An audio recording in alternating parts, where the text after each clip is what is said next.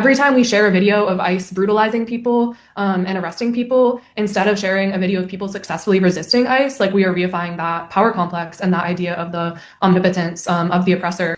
I think another way we see this hyper-individualism manifest itself is in our idea of the omnipotence of the oppressor. And this is what was so powerful of the Al-Aqsa Flood. It did not merely deal a military blow to the Zionist entity in the US empire. It dealt a psychological blow. It shattered this myth of it being all powerful, and it showed that we can really go on the offensive. It showed them to be paper tigers. And it's not like the Palestinian resistance did not know that the genocide in response would not happen. Of course they did, but it was a preemptive strike since they knew Israel was planning actions to take out the leadership of the resistance. And so we can't just we'll never build a winning movement, if we're moving from a place of fear. And as Laura said, we make choices every single day that either reify this framework or go against it. Every time we share a video of ICE brutalizing people and arresting people, instead of sharing a video of people successfully resisting ICE, we are reifying that power complex and that idea of the omnipotence of the oppressor. And I think we see a lot of US exceptionalism in this too. People say,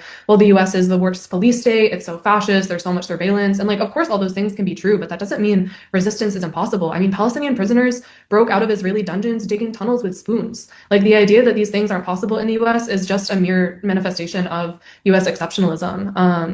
I think defeatism comes when we don't know who to look to as the leadership of the resistance. If I didn't uphold the Islamic Republic of Iran, if I didn't uphold the axis of resistance, I too would probably feel defeatist and there was no hope. But Iran crushed the US and Israel in the 12-day war. Imam Khamenei just gave an amazing speech, reiterating that. And I think there's a lot of gaps in people's understanding of the axis of resistance and the weakness of the US empire and the Zionist entity.